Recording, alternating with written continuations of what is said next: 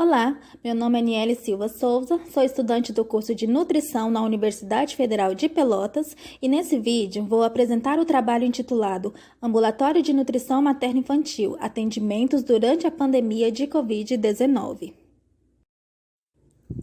A assistência à saúde materno-infantil engloba a mãe antes, durante e após a gestação, assim como acompanha todo o crescimento e desenvolvimento em todas as faixas etárias da criança.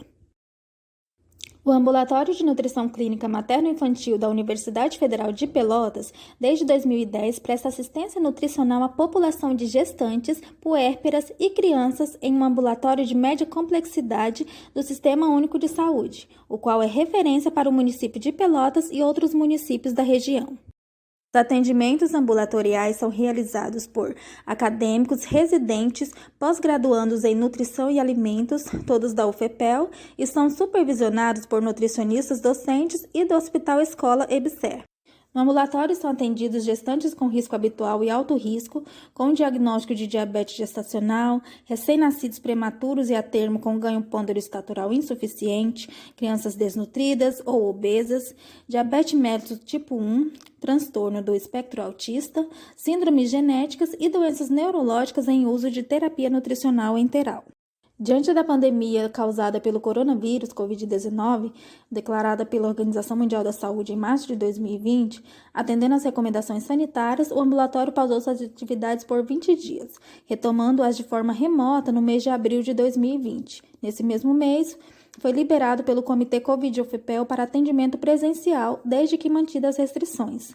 Nessas medidas foram mantidas até fevereiro desse ano, quando o serviço retomou a frequência normal dos atendimentos. Apesar de todo o empenho, é inegável o impacto negativo não só nas atividades, mas também na assistência à saúde das pessoas. Diante do exposto, o objetivo deste trabalho foi analisar o número de atendimentos realizados de março de 2020 a julho de 2021 no Ambulatório de Nutrição Clínica Materno-Infantil. O projeto de extensão Assistência Nutricional Ambulatorial a Crianças seleciona acadêmicos de nutrição para atuarem como bolsista, auxiliando nos atendimentos e o inserindo na prática clínica e assim contribuindo para a sua formação profissional. Em função da pandemia causada pela Covid-19, as atividades do bolsista de extensão foram adaptadas para o levantamento e a sistematização do número de consultas realizadas, de forma remota e presencial, no referido serviço de saúde. Os atendimentos são registrados no prontuário dos pacientes em folha 4 e posteriormente em planilha no Excel. Para a realização desse estudo, foram coletados os números de agendamentos e atendimentos realizados de janeiro de 2020 a julho de 2021, incluindo novos atendimentos e retorno. Foram obtidas as frequências absolutas, relativas e as médias. Os resultados foram registrados e analisados no Excel. Apesar da pandemia, o Ambulatório de Nutrição Clínica Materno-Infantil, serviço sob gestão de docentes da Faculdade de Nutrição que atuam nessa área específica, manteve suas atividades de assistência no ano de 2020. Nesse ano, foram registrados em média 12 atendimentos por mês, num total de 154. Devido à pandemia, houve uma redução de 60% no número de atendimentos quando comparados com 2019.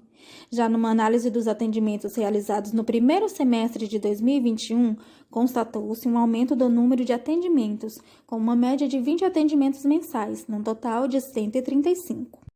Mesmo que esteja abaixo da demanda da sociedade, o número de atendimentos tem sido retomado conforme a possibilidade indicada pela autoridade sanitária local. É importante registrar que o serviço é gerido por docentes que buscam constantemente estratégias e ferramentas inovadoras, como, por exemplo, as consultas remotas, para abranger o maior número de pessoas encaminhadas ao serviço. A figura 1 mostra a frequência de pacientes atendidos no Ambulatório de Nutrição Clínica Materno-Infantil no período de janeiro de 2020 a julho de 2021, com um total de 389 atendimentos. Concluindo, o Ambulatório de Nutrição Clínica Materno-Infantil assegurou a assistência à população, bem como a manutenção de um importante cenário de prática profissional durante a pandemia de Covid-19. Com o aumento do número de pessoas vacinadas e a diminuição de casos graves dessa doença, está permitindo que o número de crianças e adolescentes atendidos seja ampliado, conforme recomendações locais para a prevenção e controle da pandemia. Então era isso. Muito obrigada.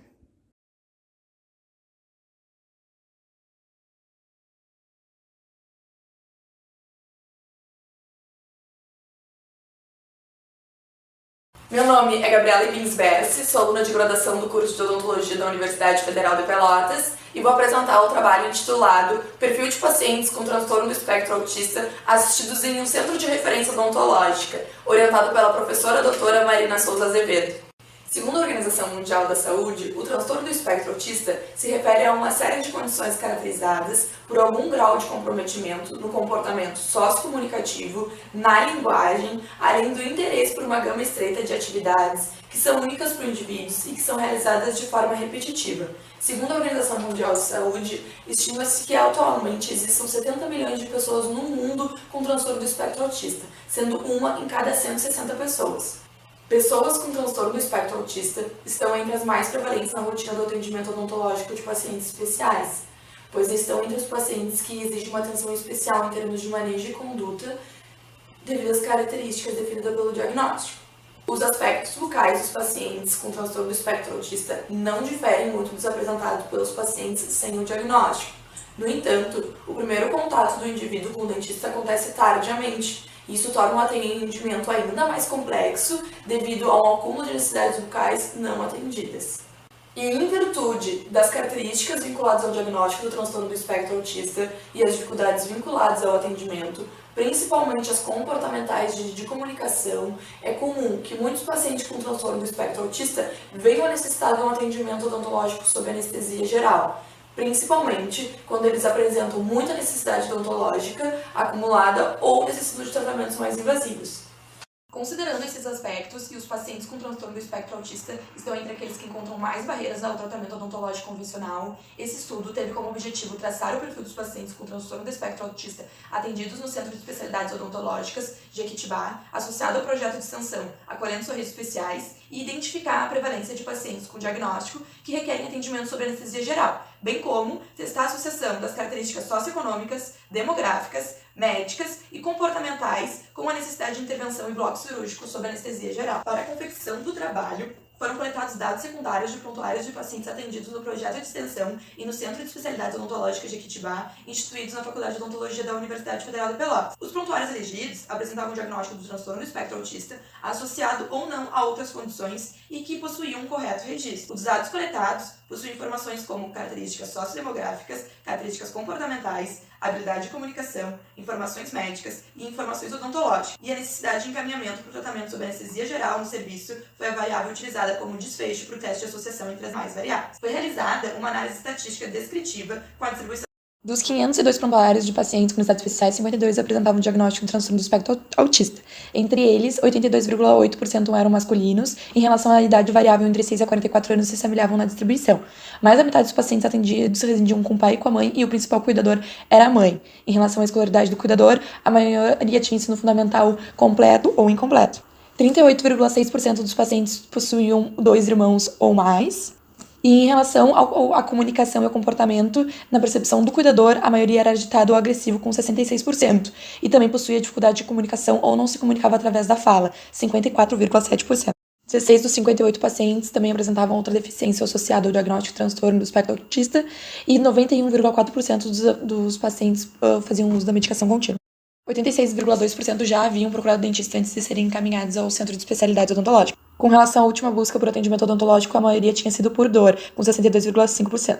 A maioria não obteve a solução do problema quando procurado por um atendimento odontológico, e o comportamento do paciente no cirurgião dentista foi classificado como ruim. Grande parcela dos cuidadores relataram ter dificuldade de realizar a higiene bucal ou de não realizá-la. Com relação à necessidade de atendimento em bloco cirúrgico, metade dos pacientes necessitaram desse atendimento. Análise das associações das variáveis. A única variável que apresentou associação estatisticamente significante foi a do comportamento do paciente na última consulta ao dentista. Foi possível obter um perfil dos pacientes com transtorno do espectro autista atendidos no projeto de extensão e no Centro de Especialidades Odontológicas de Jequitibá. Esse possui um perfil mais complexo, sendo na sua maior parte de pacientes com comportamento agitado ou agressivo, com dificuldade na comunicação, que tiveram experiências ruins na busca por um atendimento odontológico e que buscaram atendimento no serviço tardiamente. Assim, como também foi possível determinar a prevalência dos pacientes com diagnóstico de transtorno do espectro autista que requerem um atendimento sob anestesia geral, concluindo que metade dos pacientes necessitaram desse recurso. e que a única variável que apresentou associação estatisticamente significante de atenção ao cuidador em relação ao comportamento do paciente na última consulta com o dentista.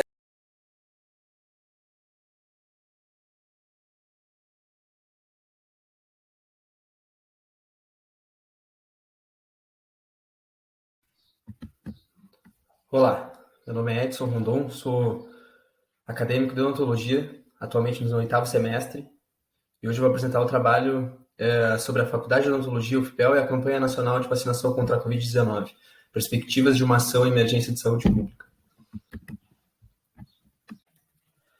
Essa é uma ação de extensão do projeto SOS Saúde Coletiva, que é um projeto lotado no Núcleo de Saúde Bucal Coletiva da Faculdade de Odontologia da UFPEL.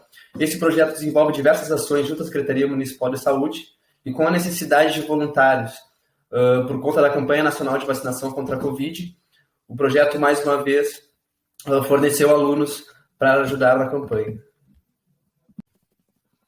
Com a descoberta de um novo tipo de vírus respiratório na província de Hubei, na China, e com o aumento do número de óbitos, a OMS declarou que o surto do novo coronavírus constitui uma emergência de importância internacional, classificando a epidemia como pandemia em março de 2020, por conta da sua distribuição regional e internacional.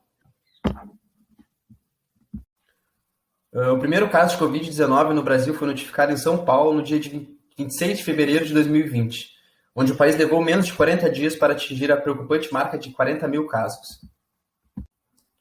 Com a divulgação precoce da sequência genética do vírus, em 11 de janeiro de 2020, houve uma intensificação nas pesquisas acerca das vacinas, trazendo para a população as vacinas que estão sendo usadas no Brasil: a Coronavac, Fiocruz AstraZeneca, a vacina da Janssen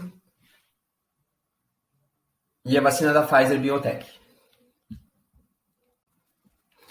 Nesse momento, a Faculdade de Odontologia da UFPEL, em ação conjunta com a Secretaria Municipal de Saúde, conta com 112 voluntários, entre professores, técnicos administrativos, estudantes de graduação e pós-graduação da Faculdade de Odontologia. Além do drive-thru realizado no pavilhão principal do Centro de Eventos da FENADOCE, a Faculdade de Odontologia, através dos seus voluntários, vem atuando em diversos outros locais, como a Paróquia São José, localizada no bairro Fragata, o CTG União Gaúcha, localizado na Coab Tablada, além do Colégio Pelotense e no IFSU.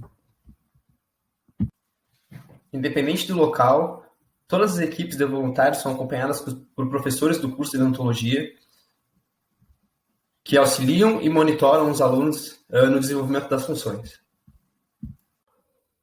O drive-thru da vacinação é realizado no Centro de Eventos da FENADOCE. Os voluntários da Faculdade de Odontologia montam 2 ilhas de vacinação, ilhas estas compostas por uma mesa de cadastro, uma área disposta apenas para a aspiração dos imunizantes e um corredor por onde entram os carros que entregam seus documentos para a checagem e posteriormente são vacinados dentro dos próprios veículos. A ilha é composta por uma mesa de cadastro, onde os documentos necessários para a realização da imunização, como documento com foto e comprovante de residência, são conferidos e a carteira de vacinação é confeccionada. Ao lado desta mesa encontra-se, então, uma área destinada à aspiração dos imunizantes por um outro profissional previamente designado. Logo à frente estão localizados os vacinadores, que são responsáveis por recolher os documentos, levar até a mesa de cadastro e depois fornecer a carteira de vacinação já preenchida para o cidadão. Após a imunização, o cidadão é liberado. A mesa de cadastro, então, é a parte fundamental e essencial para o bom funcionamento da campanha, pela conferência dos documentos e correta confecção das carteiras de vacinação necessárias para a aplicação da segunda dose do imunizante. Vale ressaltar que essa ação não é uma ação usual à vida acadêmica do estudante de odontologia, nem ao profissional cirurgião dentista. Entretanto, os envolvidos nessa ação entenderam que era um momento de emergência sanitária e todos os profissionais de saúde deveriam dar, sim, a sua contribuição no combate à pandemia, ajudando a população e aquelas pessoas que nós tanto amamos. Com o consequente avanço da pandemia e paralisação de todas as atividades presenciais a nível acadêmico, os professores e estudantes da Faculdade de Odontologia veem na campanha nacional de vacinação a oportunidade de exercer a nobre arte do cuidado, levando a ciência como elemento norteador essencial para modular o bem-estar de todos os cidadãos. Esse aprendizado vai muito além da vida acadêmica e do currículo. É algo que será levado por toda a vida e é uma experiência de cidadania, amor ao próximo e, além disso, é uma demonstração de que a valorização da ciência é fundamental para a manutenção do bem-estar da sociedade.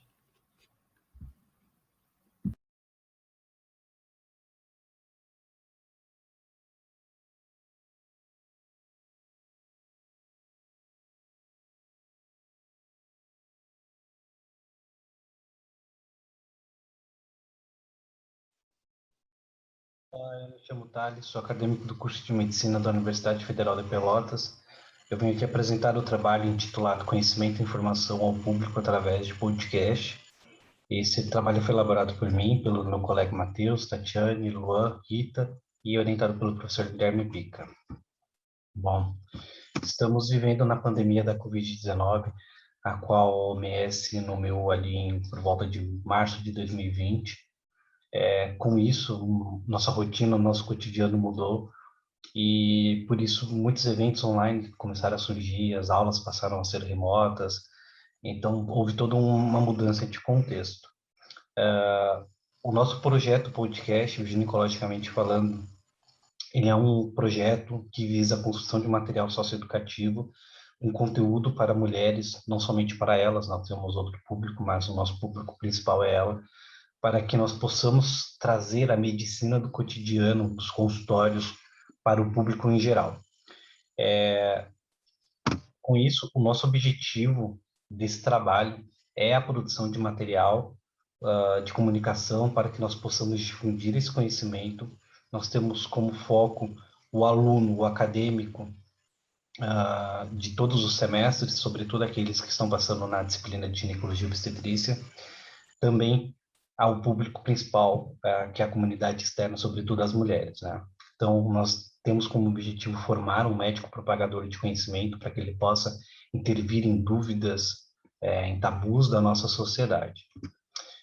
O nosso podcast ele é realizado em 4 partes, né? As gravações dos episódios é elaborado a entrevista, né? Que é a primeira parte, a elaboração. Depois dessa revisão teórica, da elaboração de perguntas, do convite ao entrevistado, é feita a gravação. Como estamos vivendo na pandemia, então precisamos manter o distanciamento social, essa gravação é feita online. Depois nós temos a edição e temos a divulgação desses episódios. Então, nós temos o Anchor, que é um site que faz essa distribuição para as principais plataformas de streaming que nós temos aqui no Brasil, entre elas Apple Podcast, Google Podcast e o Spotify. Aqui nós temos alguns resultados importantes, né? Nosso podcast ele foi tocado 2.323 vezes, nós tivemos um número médio de acesso de 23 vezes nos últimos 30 dias, 64 dispositivos acessaram ele na última semana. Nós temos os principais temas, né, que foram ouvidos: as pílulas anticoncepcional, segundo, câncer de colo de útero, terceiro, endometriose, e a maioria do nosso público é brasileiro. A principal plataforma de acesso é através do Spotify. Nós temos o público feminino como maior ouvinte e ali a idade entre 23 e 27 anos. Bom, o nosso resultado ele é embasado, ele é objetivado em cima de que nós possamos atingir tanto o público, o aluno o acadêmico, quanto o público externo, né? Esse é a nossa prioridade, e nós temos como objetivo a disseminação desse conhecimento, né? Não só para os acadêmicos, como para o público, para que nós possamos quebrar alguns tabus, para que nós possamos romper algumas barreiras, para que nós possamos esclarecer as dúvidas, levar conteúdo de qualidade para fora da universidade, né? Então, nós temos como conclusão que as escolas médicas, a universidade, as faculdades devam incentivar mais os projetos curriculares, os projetos de extensão. Nós devemos valorizar o que nós produzimos dentro da universidade e levar esse conteúdo, que é de extrema qualidade, para fora dos muros das universidades, para que nós possamos ajudar a população a se informar melhor, para que nós possamos cumprir os nossos papéis, cumprir o papel da ação e dos projetos de extensão para com a nossa sociedade, já que a nossa universidade ela é firmada pelo tripé ensino, pesquisa e extensão. Então, eu gostaria de agradecer. Essas daqui são as referências do nosso trabalho. Muito obrigado pela oportunidade.